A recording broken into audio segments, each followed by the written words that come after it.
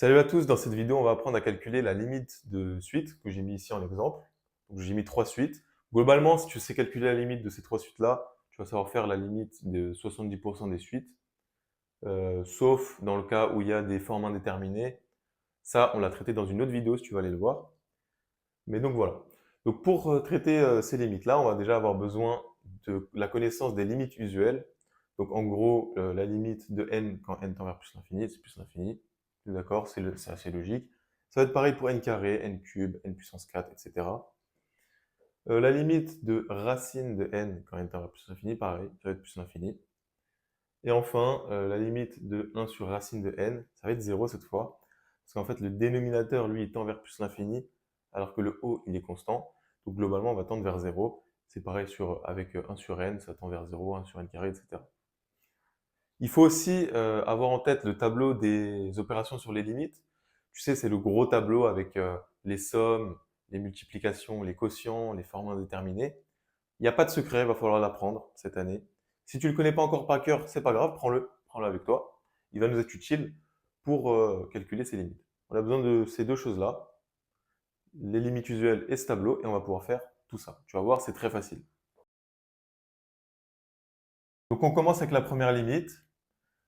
Donc là, je sais que la limite de n carré quand n tend vers plus l'infini, c'est plus l'infini. Comment je le sais? Comme je t'ai dit, c'est les limites usuelles. C'est juste ici, rien de nouveau. Et ensuite, la limite de 2n, quand n tend vers plus l'infini, ça va être plus l'infini. Pourquoi? Parce que la limite de n en plus l'infini, c'est plus l'infini. Multiplié par 2, du coup, ça ne va pas changer. C'est toujours plus l'infini. Donc, on a n carré ici, on a sa limite. On a la limite de 2n. Plus qu'à sommer ces deux limites. Donc, en fait, par somme, on a la limite de un quand n tend vers plus l'infini, qui est plus l'infini. Effectivement, plus l'infini plus l'infini, on sera à plus l'infini aussi. Ok, donc là on va passer au deuxième exemple. Donc la limite de Vn, on voit que c'est un produit. Donc je vais d'abord calculer la limite de cette parenthèse, ensuite je vais calculer la limite de cette parenthèse, et ensuite on va calculer la limite par produit.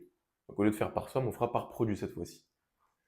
Donc pour la première, j'ai 2 plus 1 sur racine de n. Déjà, 1 sur racine de n, on sait que sa limite, ça va être 0. Et 2, sa limite, c'est 2. Ça ne bouge pas. Donc, la limite de 2, ça va être égal à 2 quand n tend vers plus l'infini.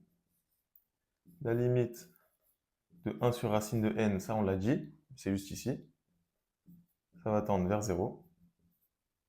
Donc, par somme,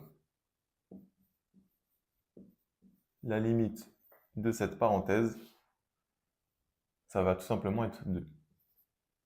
Voilà. Donc ça, c'est la limite de 2 plus 1 sur racine de n.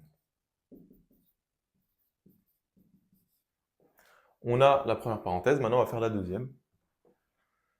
On a la limite de 3, vous l'avez deviné, ça va être 3, ça ne bouge pas. Ensuite, la limite de n en plus l'infini, je pense que vous l'avez deviné aussi, elle est encore une fois juste ici. La limite de n en plus l'infini, c'est plus l'infini. Et donc pareil, par somme, 3 plus l'infini, on va converger vers plus l'infini. La limite de 3 plus n, quand n tend vers plus l'infini, ça va être plus l'infini.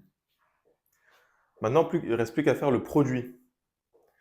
J'ai ça qui tend vers 2, ça qui tend vers plus l'infini. 2 fois plus l'infini, ça va tendre vers plus l'infini. Donc ici, globalement, par produit, la limite de 2 plus 1 sur racine de n, facteur de 3 plus n, ce sera plus l'infini, quand n tend vers plus l'infini. Alors je rappelle pourquoi, ça tend vers 2, ça tend vers plus l'infini. Du coup, 2 fois plus l'infini, c'est une forme déterminée que tu as dans ton tableau. Et donc, on connaît, ça fait plus l'infini. Donc au final, la limite de Vn, c'est plus l'infini. Maintenant, on va passer à la dernière suite, Wn. Pareil, cette fois-ci, en fait, je vais calculer la limite de ce qu'il y a au-dessus, du numérateur, et ensuite je vais calculer la limite du dénominateur, et ensuite par quotient, on va déduire la limite. Bon, la limite de ce qui est en haut, c'est 2, ça bouge pas. Ça, quand c'est des constantes, la limite reste toujours la même, ça va faire 2. Si c'est 3, ça aurait été 3, etc. Donc ça, pour le haut, c'est bon. Maintenant, on va calculer la limite du dénominateur. Au dénominateur, qu'est-ce que j'ai? J'ai n carré déjà. La limite de n carré quand n tend vers plus l'infini, encore une fois, il est ici, c'est toujours la même chose, c'est plus l'infini.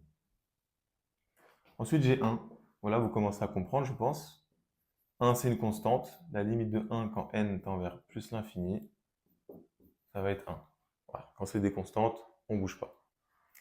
Donc là, par somme, parce que c'est n carré plus 1. Donc par somme, 1 plus l'infini, voilà, ça ne va pas bouger, ça va donner plus l'infini. N carré plus 1, ça va donner plus l'infini. Et maintenant, il ne reste plus qu'à faire le quotient. Donc 2 divisé par plus l'infini en limite, ça va donner 0. Ça, vous pouvez aller voir dans votre tableau, encore une fois. Mais pour ceux qui veulent un peu comprendre, si on divise 2 par quelque chose d'infini, forcément, on va tendre vers 0. Donc, au final, la limite, donc là, on peut écrire par quotient.